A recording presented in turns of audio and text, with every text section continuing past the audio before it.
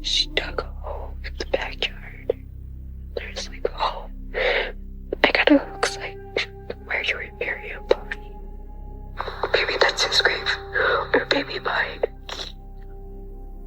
When I made this recording, it was a couple hours after I had discovered the hole in the yard. I was thinking, what if she killed me right then and now and dragged me into that hole? Because no one makes a hole that big.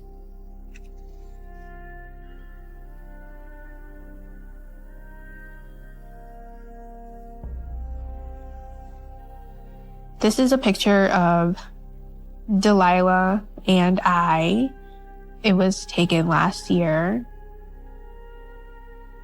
For a moment, it felt like the murder didn't happen. We went through this trauma together. I don't think it ever gets easier. My sister and I will never be free from Karina. The lasting effects of her abuse on us, until an emotional abuse, is always going to be within us. So in this picture, it's my mom. It's Karina holding me as a baby. I refer to her as Karina and sometimes my mom because I have very mixed feelings about her. And she is Karina to me because she hurt someone that she shouldn't have, you know? Not everyone is perfect by any means, but it never allows you to take the action that she did. I am the oldest, and then there are 4 boys and Delilah. My mom was 16 when she had me, and she married my biological father. She would tell me things like, if I didn't have you when I was younger, if I didn't get pregnant, I could be living a different life. And as a child, when you hear that, it makes you feel like it was your fault. But between me and Delilah, I would say Delilah got the worst of it. You're being a little psycho bitch. You think you're smart? You think you know everything? I should have recorded everything. I literally should have recorded everything. This isn't fair. This isn't fair. I'm scared of my mom. I'm so scared. I'm so scared. It's hard for me to talk about it. I just pretend like it never happened. And it does feel surreal. It feels like a dream. I think that my mother is evil. And she had demons inside of her. And I think that she was struggling with something for so long. I've repressed so much that sometimes I forget what I was put through.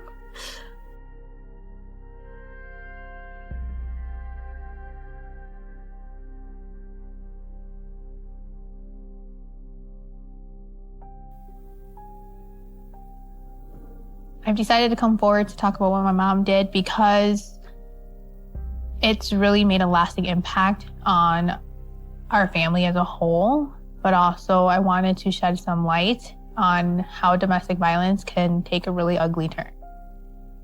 I wrote how I felt in my diary because if I said it out loud, I would get verbally attacked and verbally abused by Karina. All those names, those orders, she doesn't deserve me. Even if her life is tough, she doesn't deserve to have me. She should never have had me in the first place. She should have gotten an abortion. My handwriting looks like 3 different people wrote this. I was so confused and distraught, and I didn't know who I was. You live with those words in your head your entire life. You are never the same. The first time I experienced physical abuse with her is when she burned me with a spoon. I went into the kitchen where my mom was cooking.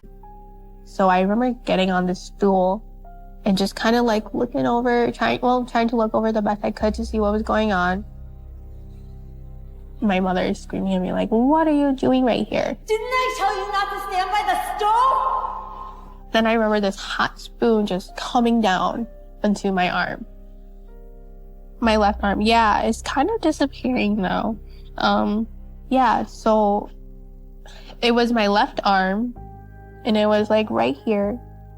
And I remember it was right here because for the longest time, this is gonna sound a little messed up, but I was so proud to have that scar because I was able to show that, yeah, she did hurt me. Like, this is real, it happened. My dad came home from work and he saw me crying and he looked at my arm and he asked me what happened. What's wrong, sweetie? It just sounded fishy to him. He called the police on her shortly after, but no charges were ever officially pressed because he ended up dropping the charges. And that happened a lot with her. My dad wanted to make things easy, like without having to go to court and spending money on a lawyer and all that.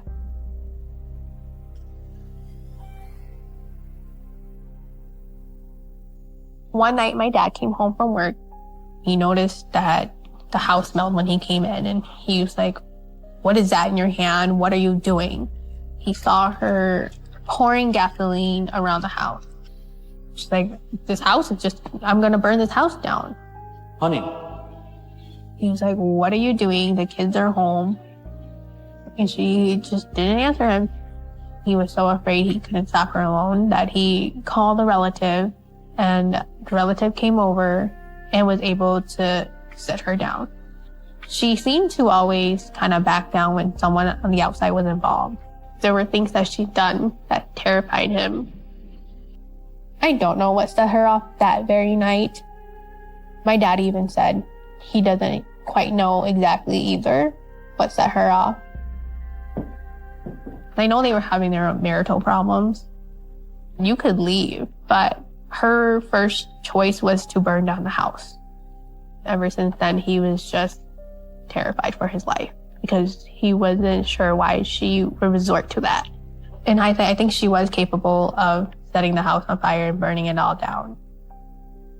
Eventually, my parents decided that their marriage needed to come to an end and they got a divorce. Years later, he said to me, he doesn't think he would be here right now if he continued to stay married to her, and he's glad he got out when he did. So this is a picture of Koo and Karina. My mom moved us all to Milwaukee, and she basically moved on, dating and eventually meeting Koo, who became our stepfather. Karina and Koo had 2 more children, and so my baby sister and baby brother were born. I would say that this is the height of their relationship. This is their honeymoon phase.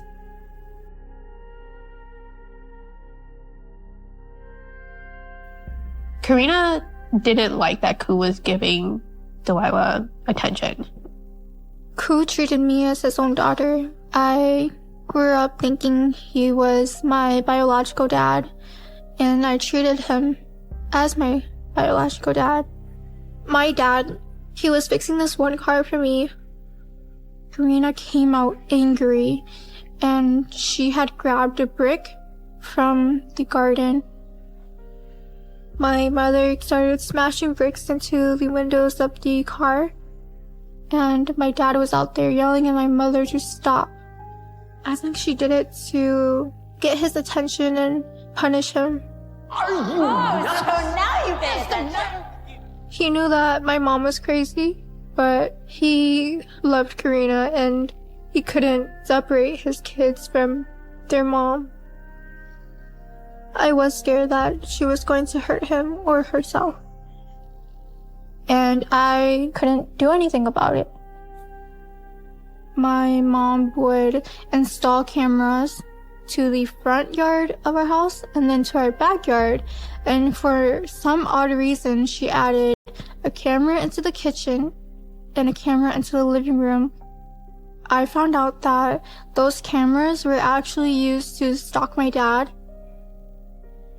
I remember after school, we were just sitting in her car and she would pop up her app, which connects to the cameras, and she would constantly check up on him and see what he was doing. This isn't for robberies. This is for you to constantly check up on my dad. I did confront her, and I told her, why are you so obsessed with him? And she responded, you never know what he's doing. What if he's cheating on me? She did stalk him. One time, she's like, we have to go. We need to go find out where he is. He should be home right now. So we go and we're driving around. There's a lot of townhomes and apartments. And she's like, which one is it? He's down here somewhere. She's trying to call him and he's not answering. And I'm just sitting here like, oh my God, what is going to happen? We pull up to one and she like goes and check. And he's not there. She was just obsessed with the fact that he was cheating on her.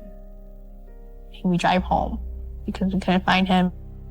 Then a big fight ensued when he came home. You think I'm stupid? I know you weren't at work.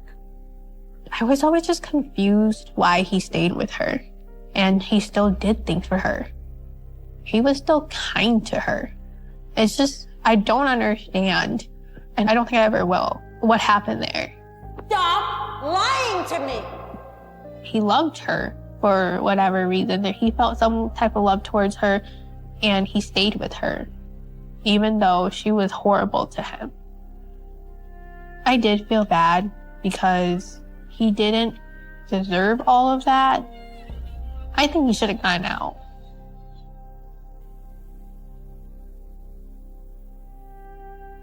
I remember I was sitting down at the kitchen table and I was eating. My mom had bought some kind of rat killer chemical.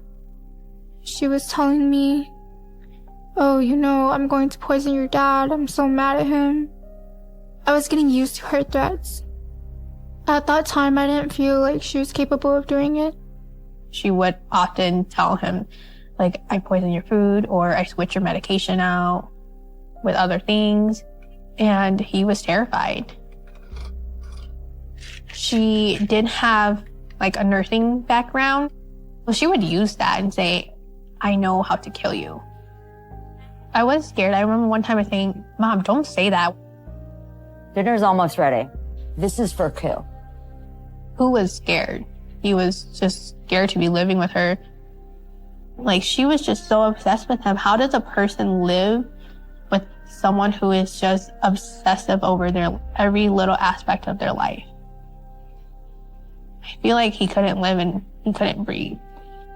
He would tell me to keep an eye out for her doing weird things. He would say, like, if something happens to me, your mom did this. He told me one time he waits for her to fall asleep before he falls asleep. I'm like, that's very real and scary.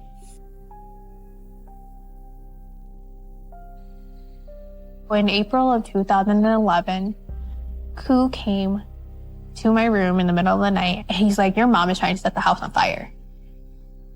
I was like, oh my God, what? So I got up, like, quick, to go see what she was doing, to see if she was really doing this. The gas stove was on and she was ripping newspaper up and throwing the newspaper pieces into the gas burner. So I'm like, Mom, you need to stop. Please. And then she grabbed a knife that was on the counter next to her and she starts waving it at me and she's like, get out of here, go back to bed, mind your business. Who's telling me, it's okay, go back to your room and we'll call the cops. And so we start walking down the hallway and all of a sudden, Ku like winces in pain. He's like, ow, that hurt. And I look and it's a small knife and she threw it at him into his shoulder. I said, there's a knife in your back. And I call 911. The cops arrest Karina and take her to jail for the night. I was afraid for my life that night. And then I became afraid of knives for a long time after. Ku dropped a case and he told us he was going to go back to live with her. I just thought that was crazy. Ku is telling me, you need to call your dad. He needs to come pick you guys up. It's not safe for you anymore. I called my dad and he's like, okay, yep, I'm coming. I was happy to go live with him, but I was worried about Koo because she's just such a wild card. Karina's actions are increasingly getting worse. I never know what she's going to do. I was afraid that Koo was being left alone in a dangerous place with Karina. You don't deserve a mom. You don't deserve a mom at all. Oh, so sad. And then you start crying. What the? I don't give a... Enough! It was pretty common for her to call me names every day, and I was pretty used to it. I feel really, really sad when I listen to it. Because I remember during this time I was so miserable and so depressed. I don't want to remember my mom like this, but scars from emotional and verbal abuse can last forever.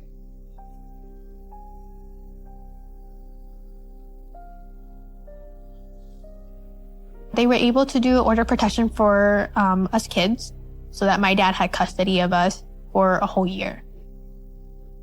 The day it expired, Karina came and got Delilah and her brother first, and then she came and got another brother, and there was nothing that anyone could do about it. Let's go! And so after that, like, my dad, he couldn't do anything because she had the right to take him. And we were just flabbergasted that she was able to do this. We were all devastated, and I hated her for what she did. She split the family in half now. Us three older ones were with my dad, and then the three younger ones were with her. I was afraid for the kids at the house. I did feel guilty that Delilah had to become her punching bag now. She didn't deserve any of that. Nobody deserves that. I definitely felt like I needed to protect my younger siblings and be responsible and step up because I didn't know what my mother was going to do next. Karina was getting more psychotic and more aggressive with Koo. Why do you always do this? Because you never listen! I was very depressed and I didn't know how to handle their issues and handle my emotions and handle my younger siblings. I felt lonely as the oldest daughter at home to be witnessing firsthand and feeling like I didn't have a physical support system. Go ahead, take your shot! You are insane! My mom was constantly telling me to not keep in touch with my sister. Koo came into my bedroom one day and told me seriously, "I'm sick and tired of your mother bullying me." Their relationship was always getting worse.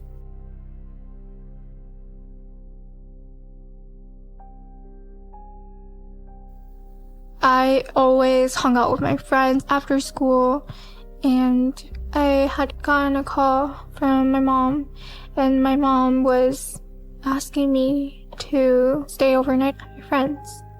I don't even have my clothes here. Usually she doesn't let me sleep over at my friends. The next day, my mom asked me to stay overnight again. I was like, why? I already stayed one night, so why do you want me to stay another night? And she wouldn't answer me why. She told me, "I love you." She would never say affectionate things. I counted 3 times where she said, "I love you" to me. So I thought it was pretty odd. After coming back from my sleepover, I came into the house and I asked where Dad was. And they said that Mom had told them that he was going to go stay at a relative's. I asked them if they wanted to go play outside because I haven't seen them in a while and I wanted to spend some time with them. When we went outside to play, I saw my mom. My mom looked weary and she looked uncomfortable. I saw a huge hole dug in her garden, and it was covered with some tarp-like material. I'm not thinking much of it, but I joke around and I say, what if there's a dead body down there? And my siblings and I just laugh it off. And my mom is back there and she says, I'm just building a shed there. It wasn't unusual for my mom to have projects in the yard. Why? Her reasoning to make the shed was to increase the value of the house because she planned to sell it. She began to work on the shed a couple of days later. The days passed and Koo still didn't come home. On the third day, when he wasn't home, I messaged him and asked him where he was. And I had no reply, but my message was delivered. I didn't believe he went away. It wasn't like him. He wouldn't leave his kids like that. When I asked her about where my dad was, she would go crazy and she would yell and cry and act crazy. I started recording because I had an intuition that something was off. I do not care if he comes back and stop me from going or say, oh, we're still better, I love you. I don't care, I move on. Don't ever talk about the past, don't ever talk about, he cares, oh, he's still daddy. Dad, he never says that. Dad, I move on. Don't ever bring his name up. I was just asking because sometimes, like, I don't give a... I asked where my dad was, and this was her response. I knew something was wrong when her response was so harsh and dismissive. She dug a hole in the backyard. There's like a hole. It kind of looks like where you would bury a body. Maybe that's his grave, or maybe mine. I remember texting Maylene about the strange things going on in the house. I started to think something's wrong. Koo had been gone for 2 weeks, and my mother started cleaning up the house. Most of the work being done was in the parents' bedroom, and my mother told my siblings and I to not enter the room at all. One day, my friend came over, and I told her what was going on. We waited for my mom to leave the house. We go check the bedroom. We look in the closet, nothing. There's no clothes in there, no sign of my dad. And the mattress is covered by a cloth. That room was just so empty and airy and just creepy. We uncover the cloth, and in the mattress, we find a cutout hole. And I'm like, that's weird. Why would the mattress be cut out? That's the side that my dad usually sleeps. We hear my mom coming back home, so we cover the cloth back onto the mattress, and we leave the bedroom as it was. I remember texting Maylene. It was just overall really odd that the mattress was cut out the way it was. I'm like, nobody does that, and why is she keeping that bed? Now, that's definitely something that we should be worried about. Things were starting to add up that Karina did something. She texted me, what if mom did murder Koo? If she did, she's crazy. There's no other way to describe what's happening right now other than she killed him and now she's hiding it.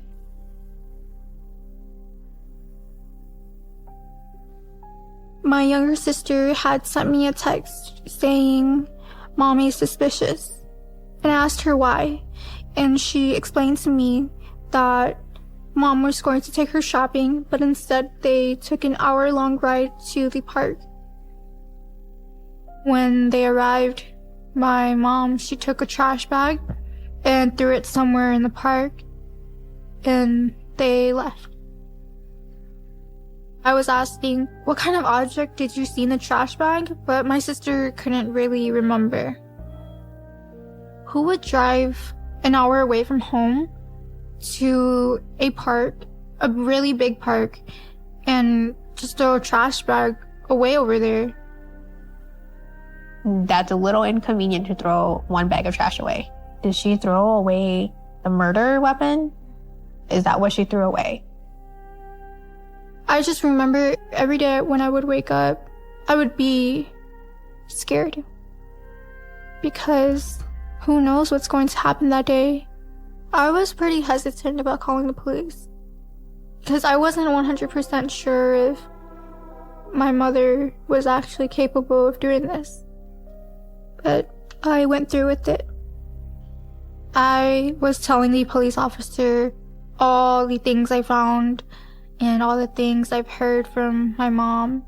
Yeah, I think she might have done something. The hole being dug and building a shed on top of it. My dad and his stuff are gone, and he's not replying to my texts. And the mattress has a hole cut out. What? I was on the phone call for 2 hours. The police officer that I'm talking to doesn't tell me if they believe me or not.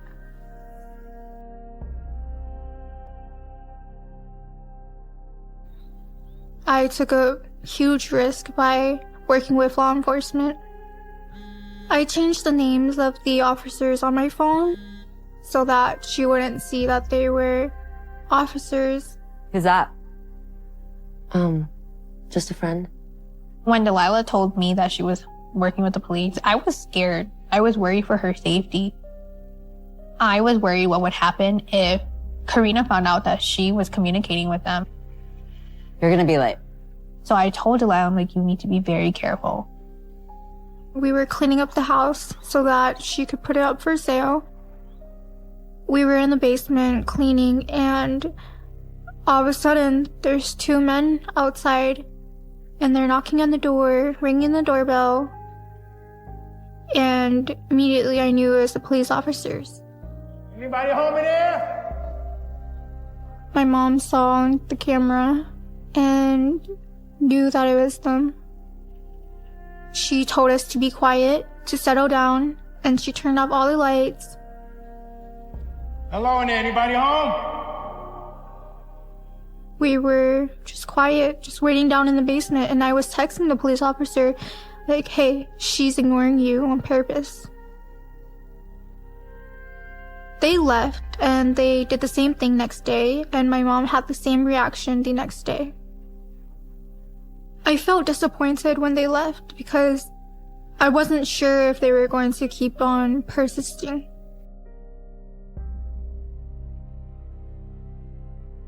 We're taking our belongings and we're leaving the place.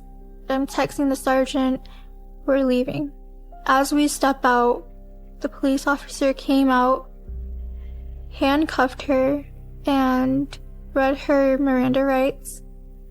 When my mother was being handcuffed and taken away, she looked furious. She turned back at me and said, "Don't tell the police officers anything." I immediately updated my sister Maylin. At that point, I was feeling very relieved. I knew that Delilah was safe. Part of me was a little worried because I was thinking, what if Karina finds out that Delilah helped orchestrate this? I felt like there was still a possibility of her getting away because I was just used to her getting caught, getting let go. Is Karina going to get out again like she always does? I was still worried where Ku was, and I was hoping that he would pop up. The sergeant had told me that they had gotten a search warrant for my house. They removed the shed, and then they dug up the hole, and they had found a body. I didn't want it to be my dad so bad. I really wanted it to be someone else besides my dad. I know it sounds horrible, but I really wish it wasn't my dad. The police called Maylene, and I was in the same room. He confirmed that it was my dad's body, and I remember crying so hard. I felt guilty that I hadn't catch on sooner, and I also feel disgusted because I was living in that house while he was in the backyard. The sergeant told me that once they found his body and they told Karina that his body was found in the yard, she did admit to killing him. I was devastated. My siblings were there listening, and I was devastated for them because that was their dad. And hearing them cry for the first time in a long time, that hurt. This is a mugshot of Karina after she was arrested for murdering Koo. This is the her that I always kind of knew was there, that I was scared of. I always feel torn when I see pictures of her because I missed my mother. And then I hate her because of everything she's done to me. I just need a minute. I believe it was premeditated. However, she claims it was not. And she claims that he raped her. And then she waited for him to fall asleep and got her gun and shot him twice in the head while he was sleeping. Everything seemed too pre-planned for her to have killed him because of this one event. There were too many things already put into motion for me to truly believe her. I think a part of me didn't want to believe that my mother really did do it, but part of me wanted justice for my dad. I learned that my mother had shot him twice in the back of his head while he was sleeping. And then my mother dragged him from the bedroom all the way to the backyard. She dug a hole for his body and put his body down there. And she covered some tarp-like material over his body.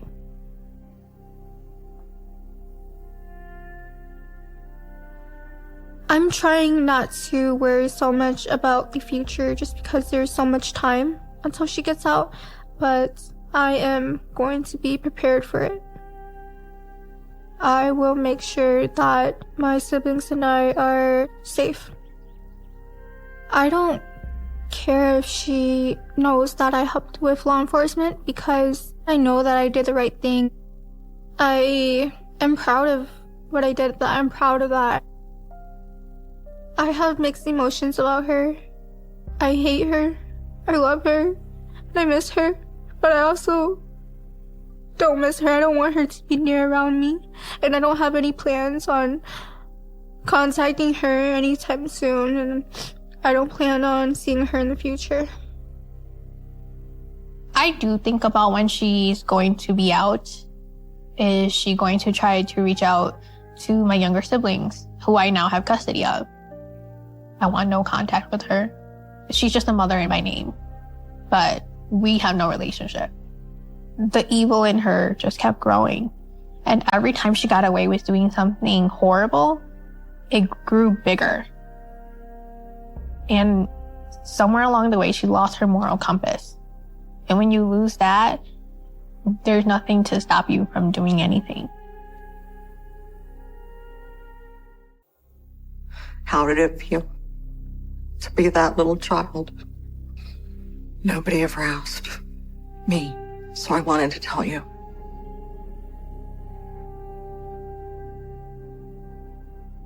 Well, apparently, they think they've got some kind of evidence or something that they think they can charge me with murder.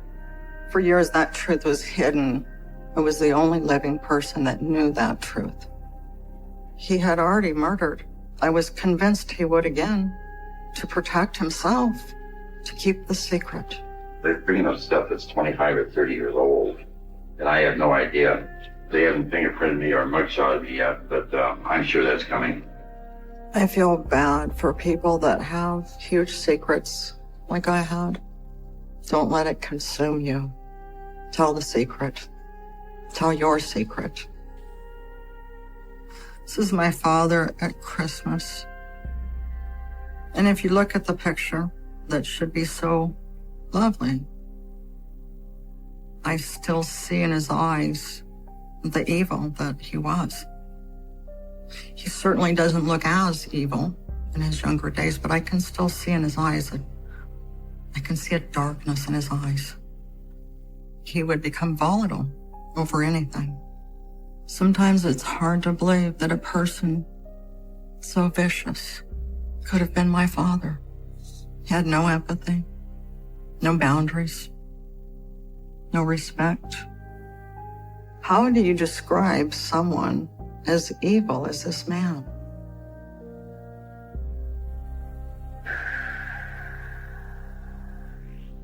When I was very young, I was under the impression that all daddies beat their wives and their children.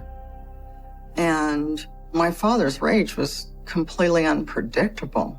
It would go on for hours of him ranting and screaming and throwing stuff. My mother was wonderful, but she wasn't a saint. And sometimes my mother would violently intervene, if that's what it took to stop my father from beating her children. I remember one time we were all swimming in the pool. My oldest sibling, Susan, my brother, Greg, and then Kelly, and then myself. Do you kids even understand how much I do for this family, huh? How much you depend on me? My father was telling us that he was going to leave our home, that they were going to get a divorce, and that we were going to starve. We wouldn't have any toys. Our mother couldn't support us. I'm done with all you spoiled brats. And he said a lot of words I didn't understand. He called her a whore and a tramp. We all were begging him not to leave. Please, don't go. But it almost seemed like he got pleasure in being wicked, in being mean. He was just twisted. You and your whore mother can starve for all I care. My mother was inside the house, and she came to that open window and heard my father. Eugene, what the hell are you saying to the kids? So my mother started yelling at him to shut up, and he wouldn't. And there was a small transistor radio sitting in the window with music playing. She picked up that radio and slung it, and it hit him upside the head. And then she ran out to the door and comforted us and told us it would be okay, that we weren't going to starve, that she was a grown woman, she was an adult, she had a job, that she would feed us, that it would be okay if my parents got a divorce. No matter what happens, we're gonna be okay. She assured us it wasn't our fault and put us all to bed. He was furious. That night was like hundreds and hundreds and hundreds that had happened before. It seemed like so normal, as if everybody's parents behaved that way. I think that my mother filed for a divorce because in that much dysfunction, my poor mother had just reached her point. She needed to save her children. She needed to save herself. And she couldn't do that with my father in our life. My father moved out, and he moved about 4 or 5 miles into a neighboring city of Phoenix. It was like a breath of fresh air. It's amazingly how quiet our house became when he was gone.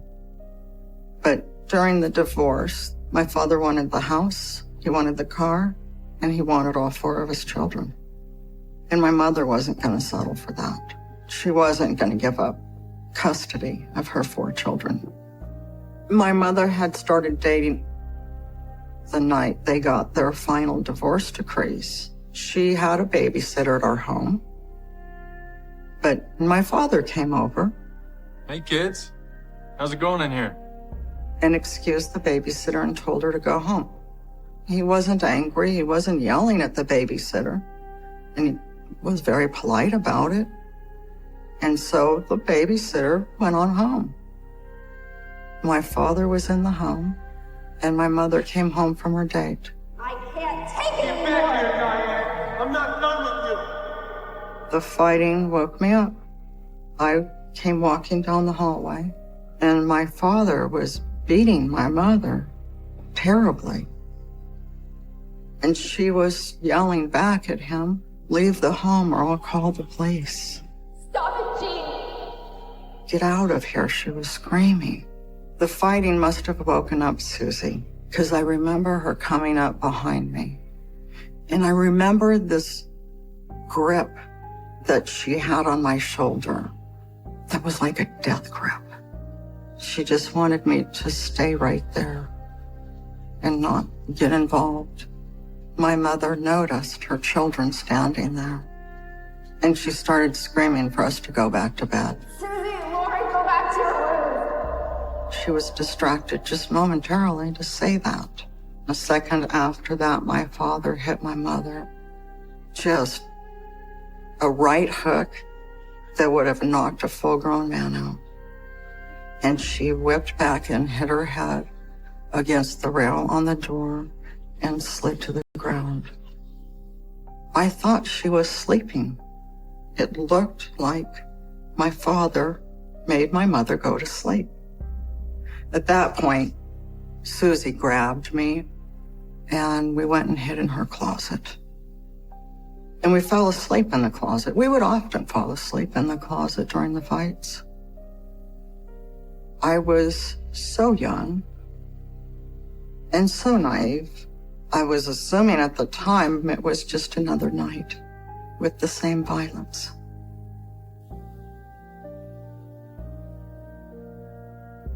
I woke up later. Susan was asleep. So I came out the door quietly of the closet and I started looking for my mother. And I heard noise out back. And I saw my mother laying next to the pool. And she looked like she was sleeping.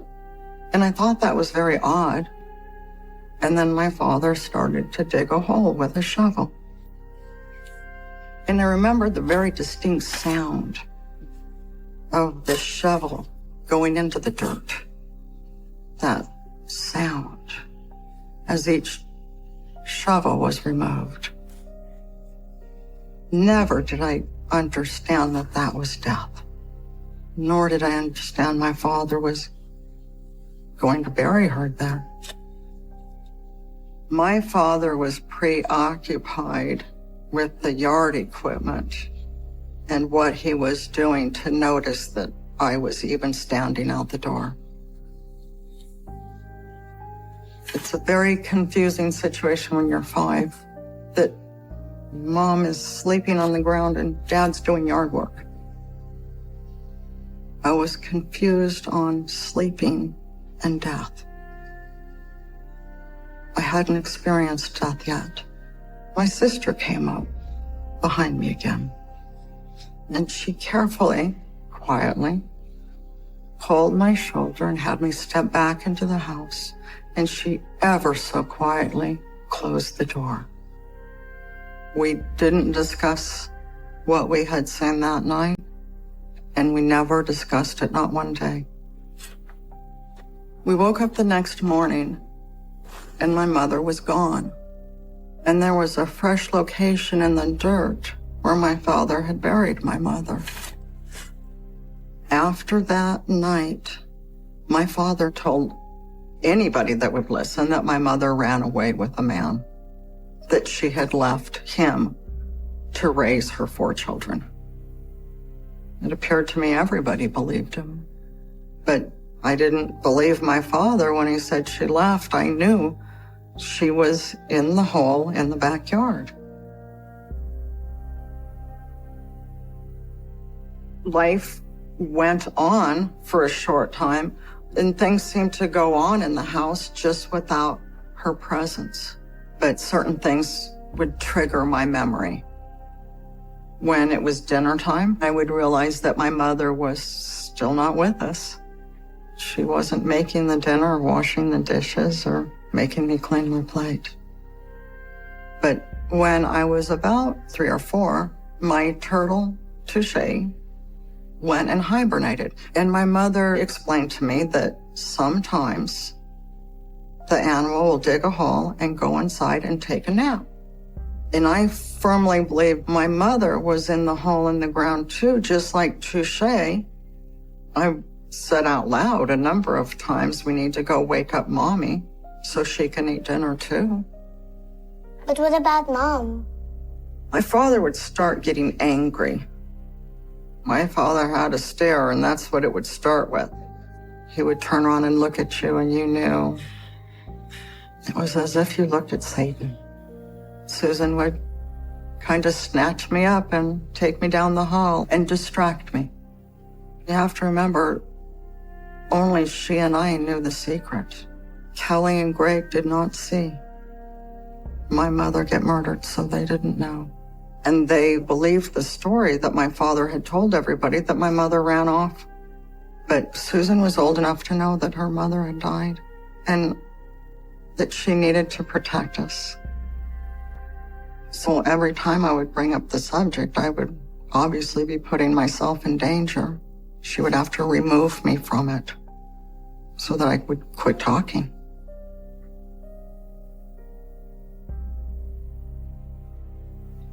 One day, this slab of cement appeared, finished, dried, covering my mother. He told everybody he was going to put a shed up, but he never did put a shed up. I became even more desperate. How was she going to get out when there was a slab of cement on top of her? I think my father was worried that I knew the truth. He needed me to shut up, and he was becoming fearful. I think my father needed to do something to get me to be quiet. It was very late. We were asleep. And Susan, I remember her running in the room, desperate. Hurry, Kelly, wake up, wake up! And she was trying to drag us out of our bed, wake us up. Get up, get up, she was screaming. The whole bedroom was filled with smoke, and it was hot. She got us out of bed. My 2 sisters were behind me, and my brother Greg was behind them. The smoke was so hot, and it was so thick. I couldn't breathe. I couldn't walk. So I crawled. I was crawling down the hallway, and the fire just leaped underneath me and blew me back down the hallway, and it burned the entire front of my body. It burned my arms. I remember with the pain and the heat, like tumbling back. It just blew me back into my sisters. And my sister, oh shoot, guys. I'm sorry, this will make me cry. I remember the feeling of her laying on top of me. I was burned and I hurt so bad, but she felt so comforting to lay on top of me. She held me and she said, I love you. Repeatedly, I love you. I'll never ever leave you. It was the most intimate, precious love in its purest form that I've ever experienced. We could hear the fire trucks coming in the distance. She said, listen, wait, the firefighters, the firemen, they're gonna come get us. It'll be okay. They'll come get us. And she said she loved me. And then we died. When the Phoenix Fire Department came in, they found Susie on top of me, and she was holding me. We had 2 very large mulberry trees in our yard, and they laid all 3 of our little bodies under the mulberry trees and began trying to revive us. Every time I coded or died, it was as if I was standing next to the firefighters, and I could see my body And it's like watching a movie that you're in.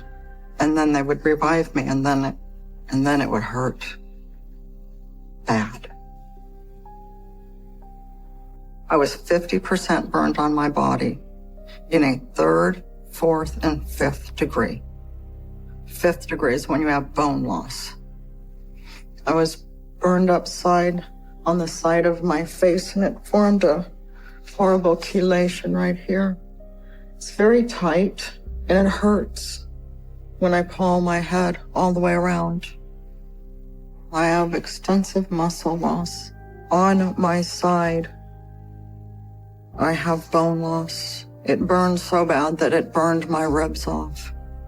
I'm burned down my hand. I don't know if you can see, but recently this healed again.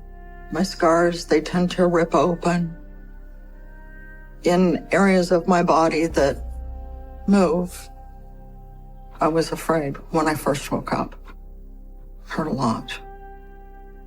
And when I looked down, I was wrapped up like a mummy, and I could hear what the adults were saying.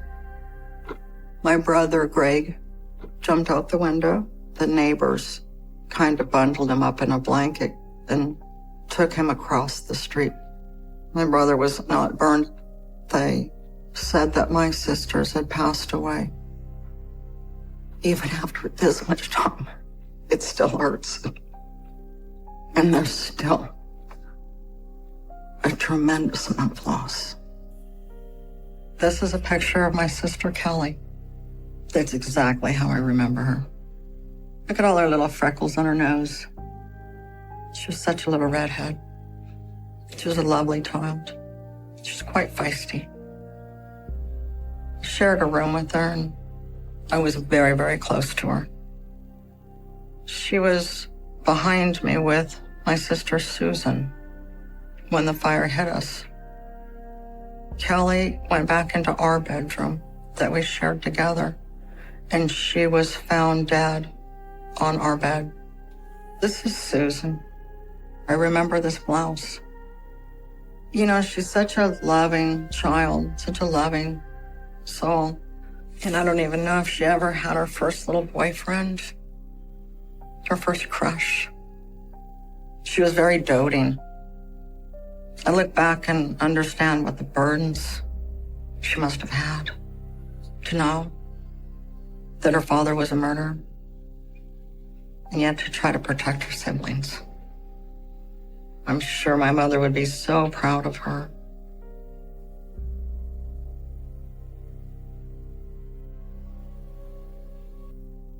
When I woke up initially, my father wasn't there. I didn't see him for quite some time.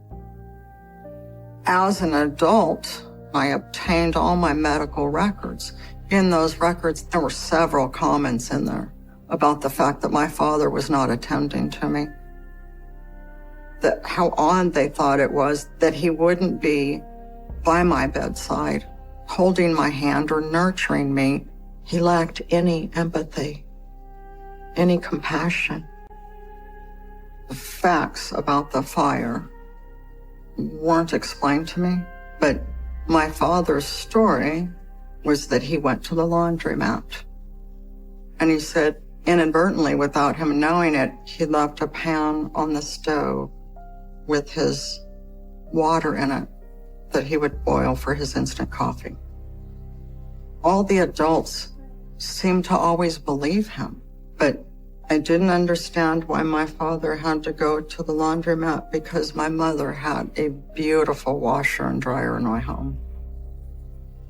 I think that my father started that fire purposely to kill me so that I would quit telling everybody that my mother was sleeping in the backyard.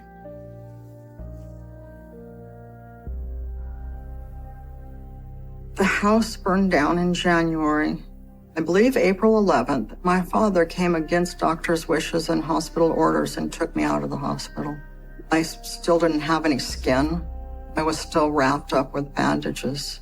I still needed medical care. At that point, my father was rebuilding our home that had burned. So my father rebuilt 2 rooms. The living room was our bedroom, And no matter where you stayed in the house, the smell of what was left of the burning structure, it surrounded you. I didn't like that at all. I didn't like the smell of death, but it was his way to remain in control over my mother's remains. He had to still own the house. Once the house was completed, then actually I found a lot of comfort from being there. That's where my sister loved me. That's where all my wonderful memories were. That's where my mother was. So I would sit with her. In a very strange way, it was comforting to be able to sit next to her grave.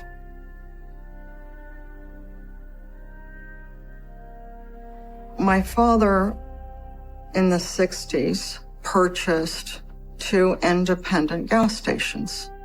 So often, young men would come in with their cars. It was at that gas station that I met Michael. He was a nice young man.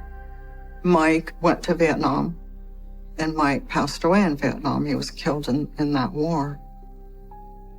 I was told that we were going to go to a memorial service and that it was Mike's memorial service. I didn't understand a memorial service. I thought it was a party. And it wasn't. It was his funeral. And Mike was dead in a casket. It looked like he was sleeping, just like my mother. But then they wanted to put the casket in the ground. I didn't understand why they would put him in the ground too when he was sleeping. Shouldn't we wake him up? And then there was a woman, and she explained to me that that was death and that he wasn't going to come back. It was at that time that I put the pieces together. Mike wasn't coming back, and nor was my mother. That was death. What a shocking moment in my life. It was at that moment I realized my father had killed my mother. What a sad moment for any child. I didn't know the word murder, but I knew if my father could make my mother die and nobody came to look for her, who would come to look for me if I was dead? I was terrified when I realized that my father was a murderer. As soon as I came to understand the situation that I was in, I never said another word to another soul and began to repeat the lie that I was instructed to repeat from my father, that my mother had run away. I would pretend to not remember. I let him believe that I didn't know anymore. But at one point, my father bought a boat and he would go deep sea fishing. He would throw me in the ocean and tell me to swim back to the shore. Swim, you little bitch. Swim or drown. There were times we were out so far, I could barely see the shoreline. I was injured from the fire bad still, and so I could only dog paddle. Every time I stretched, it ripped my skin open, my scar tissue, and I would bleed again. But when you have body fluids coming out into the ocean, the fish would come up and nibble on me, bite me. It was terrifying. I would often end up having the current drag me down the beach quite a ways before I could actually get on the beach and walk. When my father returned to shore, he was always surprised to see me. He would say, "Oh, you made it back, huh?" As an adult, I understand now. I could have drowned. That would be easy to explain to the authorities. I probably swam back to shore 8 or 10 times, at which point I simply refused to go out on the boat anymore.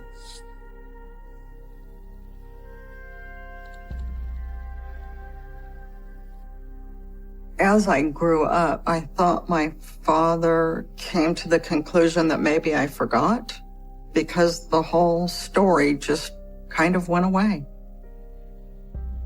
I lived with my father until I turned 18. I ran. I never wanted him to know where I was at. So I was shocked and terrified when my father found where I had moved to. And I to this day, don't know how he found me, but all of a sudden he was there. I remember him showing up. I was on my way out the door. He was angry, yelled at me for not calling home. I just kept my feet moving. I was terrified that he had found me, terrified that he kept coming back. Get back here, Lori, I'm talking to you. My father would appear at these different times, here and there. He knew that my fear for him was larger than life. The only reason he would come by is to keep tabs on me, to keep that threat over me, to never, ever reveal the secret about my mother's murder. It worked.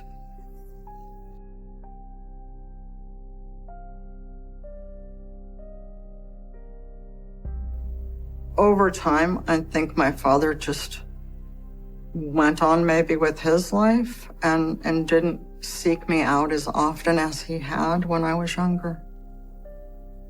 I started living my life to its fullest. Finished high school, went on to college, worked several jobs, was married, purchased a horse. Although there was a big portion of me that was still captured in that fear, I was trying to have a life. One day, this lovely show horse laid down to deliver her foal, and the baby was born, but the baby didn't break out of the placenta, and the baby didn't breathe. And the mother knew it. My horse knew her child needed a breath, or she wouldn't live. So my horse, she jumped up and started pushing her child. That's what ripped the placenta. She would have died for that child. In that moment, I understood to the core of my soul, to the marrow of my being, that my mother loved me that much. And I had to go back and recover her. I sat on that fence rail and cried. Sorry. I knew what I had to do. My mother's case stayed a missing persons case from the day she vanished until I was 31 and walked into the police station. A detective sat down with me. I had written a small statement, and I'll never forget taking it out of my handbag and sliding it across the desk to that gentleman. I told them what she was wearing, how she was killed, where she was buried, and that she still remained there. I told them the entire story. I remember him being shocked that I had so much evidence that I was bringing forth. I said, "Would you like me to sign that?" And I took a pen out of my handbag and signed my name to my statement and slid it back across the desk to him. And I was terrified. What was going to come next? But I was so relieved that possibly now somebody would help me. One day, my older brother phoned me. The detective had gone to my father's home and interviewed him. And the detective did tell my father that I had come to the authorities and brought new information. So my father was ranting and raving at this dinner event that if I didn't shut up, he was going to silence me. I was the only proof. I was the only living soul that saw the murder of my mother. I was terrified. I slept with a gun under my pillow. He had already murdered. I was convinced he would again, to protect himself, to keep the secret.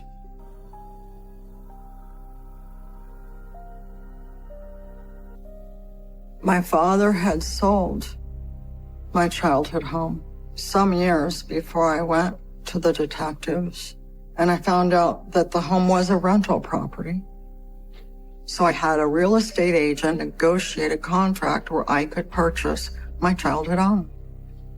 I called the detective and I told him I was going to buy the home. And I was going to go back and get my mother. And the detective asked me on the phone if I would wait 24 hours. And I told him that's all he was going to get. They recovered my mother that same day.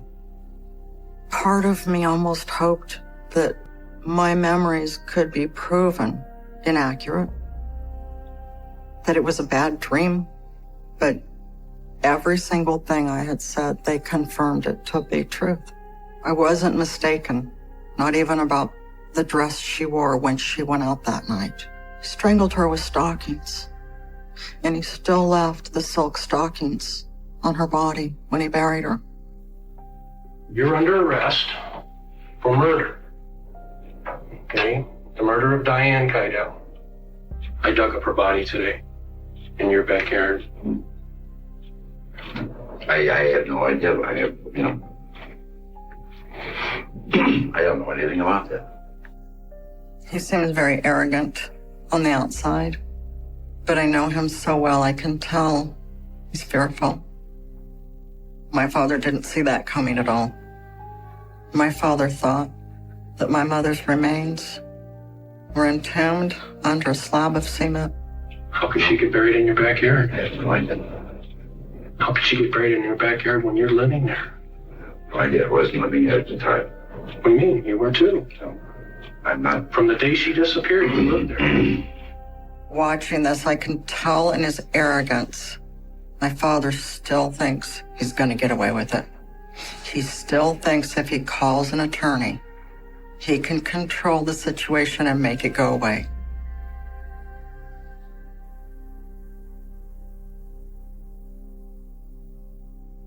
It was unbelievable to think that I could have a funeral, that I could lay my mother to rest with her children. It's like a wave of so many different emotions. Joy and grief, pain, acceptance. It allowed me as an adult to grieve what I wasn't allowed to grieve as a child. Knowing that they're all together, that my sisters are with my mother, was what I needed to step forward. The fire department reopened an investigation on the house fire. In the end, they amended the death certificates of my two sisters as an arson house fire and murdered children. But my father was only charged and only convicted of the murder of my mother. The prosecuting attorneys told me if it ever looked like he would be released, they would instantly then charge him with the murder of my two siblings and the attempted murder of my brother and I. But ultimately, everyone knew that my sisters were murdered. And that became enough. 1, 2, 3. The last time I saw my father was in the courtroom the day of his sentencing. Every time an appeal was filed, I was always given a notice in the mail. This process went on for several years. I would get letters. One day I got another letter from the Victim Advocacy Department. But this letter said that he had died at the hospital and that they would be no longer contacting me. I had never thought really about my father's death. I had never thought about that. And I cried. I cried for his soul. I cried that he died still, the same evil man. My father passed away, never admitting the truth. He took it to his grave. I believe that all of us are held accountable for what we do on this earth. And my father's not any different.